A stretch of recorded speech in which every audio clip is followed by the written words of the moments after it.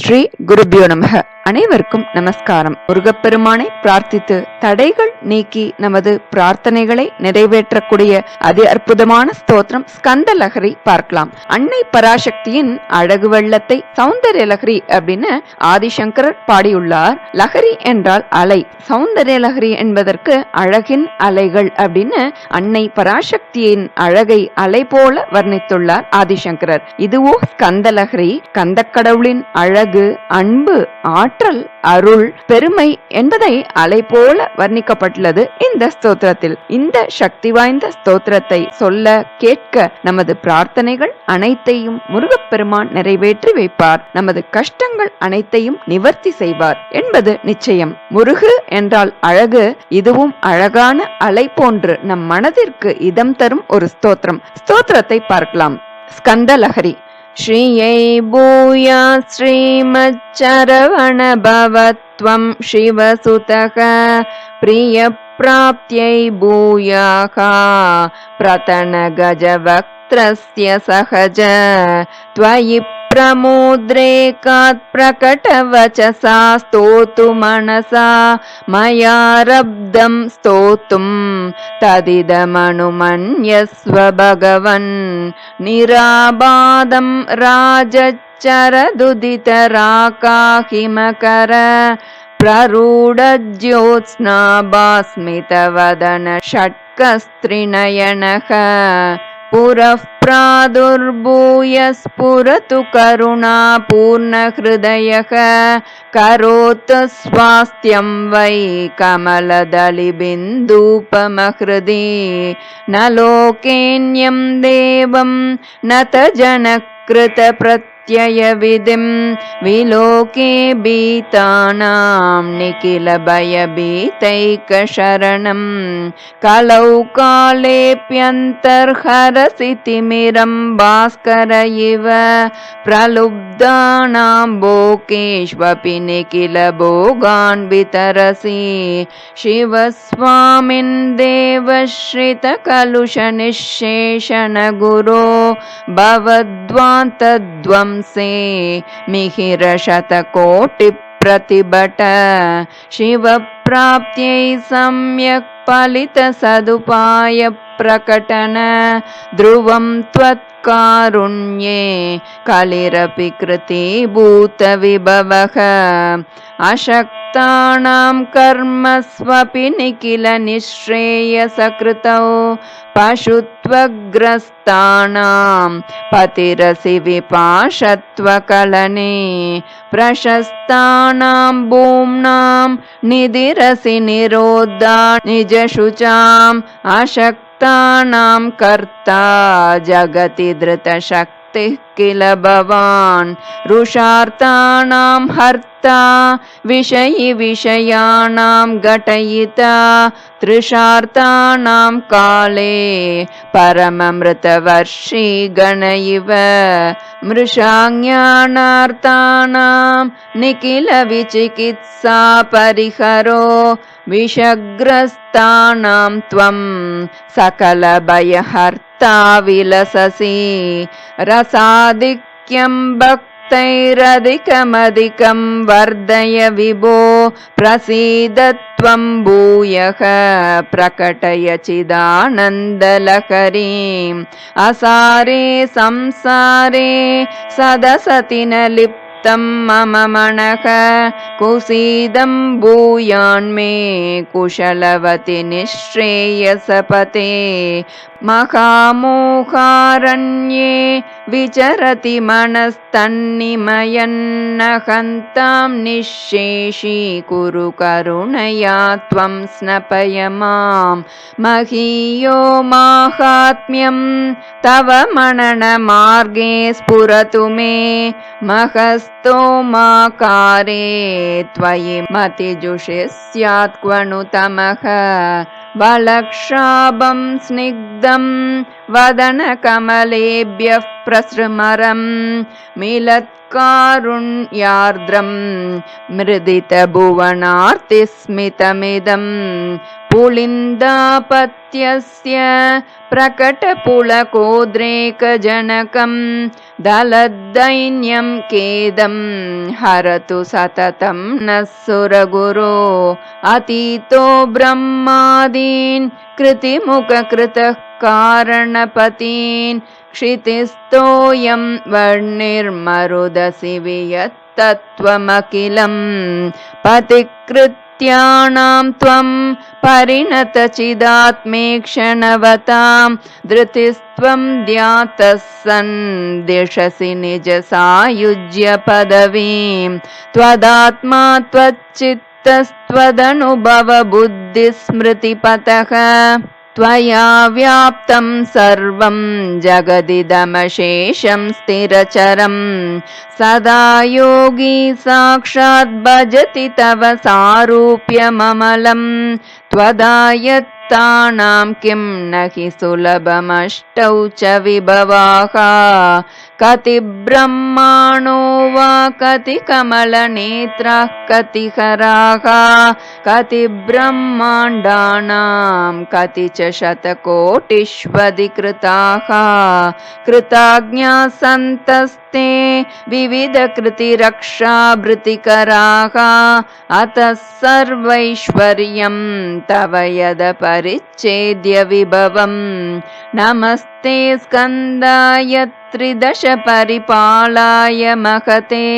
नमः क्रौञ्चाभिख्यासुरदलनदक्षाय भवते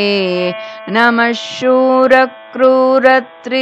रिपुदण्डाध्वरकृते नमो भूयो भूयो नतिकृदवणे जागरवते शिवस्त्वं शक्तिस्त्वं तदुभयतमैक्यं पृथगसि स्तवेद्यानि पूजा जपनियममुख्येष्वभिरताः भुवि स्थित्वा भोगान् सुचिरमुपभुज्य प्रमुदिताः भवन्ति स्थाने तत्तदनु पुनरावृत्तिविमुखाः गुरोर्विद्यां लब्ध्वा सकलभयहन्त्रीं जपपराः पुरश्चर्यामुख्यक्रमविधिजुषो ध्याननिपुणाः व्रतस्थैः कामौघैरभिलषित वाञ्छां प्रियभुजः चिरं जीवन्मुक्ता जगति विजयन्ते सुकृतिनः शरज्योत्स्नाशुभ्रं स्फटिकनिकुरुम्बाबरुचिरं स्फुरन्मुक्ताहारं धवलवसनं भावयति यः प्ररोहत्कारुण्यामृतबहुलधाराभिरभितः चिरं सिक्तात्मा वै स भवति च विच्छिन्ननिगडः वृथा कर्तुं दुष्टान् विविधविषवेगान् शमयितुं सुधारोचिष्कोटिप्रतिभटरुचिं भावयति यः अधः कर्तुं साक्षात् भवति विनता सूनुमचिरात् द्विदत्ते सर्पाणां विविधविषदर्पापहरणं प्रवालाबापूरे प्रसरति महस्ते जगदिदं दिवं भूमिं काष्ठाः सकलमपि सञ्चिन्तयति यः द्रवीकुर्याचेत्रस्त्रिदशनिवहाणामपि सुखात् भुवि स्त्रीणां पुंसां वशयति तिरश्चामपि मनः नवाम्बोधश्यामं मरकतमणिप्रख्यमथवा भवन्तं ध्यायेद्यो भवति निपुणो मोहनविदौ दिविष्टानां भूमावपि विविधदेशेषु वसतां नृणां देवानां वा वियति चरतां पत्रिपणिनां कुमारश्रीमं स्वां कनकसदृशाभं स्मरति यः समारब्धस्तम्भे सकलजगतां वा प्रभवति समस्तद्युस्तानां प्रबलपृतनानां सवयसां प्रमत्तव्याघ्राणां किटिहयगजानां च सपदि चटात्कारैः साकं सहकृतमहाधूमपटलः स्फुटाकारं साक्षात् स्मरति यदि मन्त्री सकृदपि हठादुच्चाटाय प्रभवति मृगाणां सपततां पटुर्विद्वेषे स्याद्विधिरचितपाशं विघटयन् स्मरन् घोराकारं तिमिरनिकुरुम्बस्य सदृशं जपन्मन्त्रान् मर्त्यः सकलरिपुदर्पक्षपयिता सरुद्रेणौपम्यं भजति परमात्मन् गुहविभो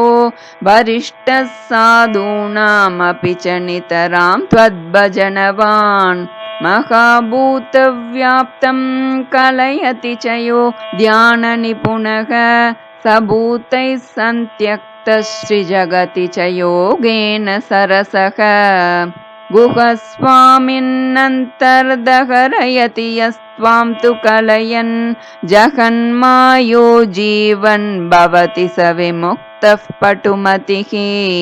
शिवस्वामिन् गौरीप्रियसुतमयूरासनगुहे तमोन्युक्त्वा नामान्य किल दुरितौगाङ्क्षपयति इहासौ लोके तु प्रबलविभवः सन् सुविचरन् विमानारूढोऽन्ते तव भजति लोकं निरुपमं तव श्रीमन्मूर्तिं कलयितुमनीशोऽहमधुना भवत्पादाम्बोजं भवभयकरं नौमि शरणम् अतः सत्याद्रीश प्रमथगणनाथात्मज विभो गुहस्वामिन् दीने वितनुमयि कारुण्यमनिशम् भवायानन्दाब्दे श्रुतिनिकरमूलार्थमखिलं निगृह्य व्याहर्तुं कमलजमसक्तं तु सहसा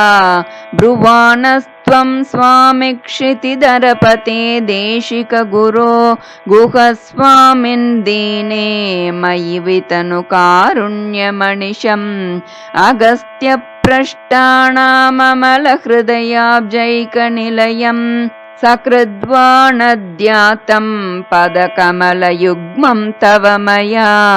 तथापि श्रीजन्तिस्थलनिलय देवेश वरद गुहस्वामिन् दीने मयि वितनु कारुण्यमनिशम् रणे हत्वा शक्त्या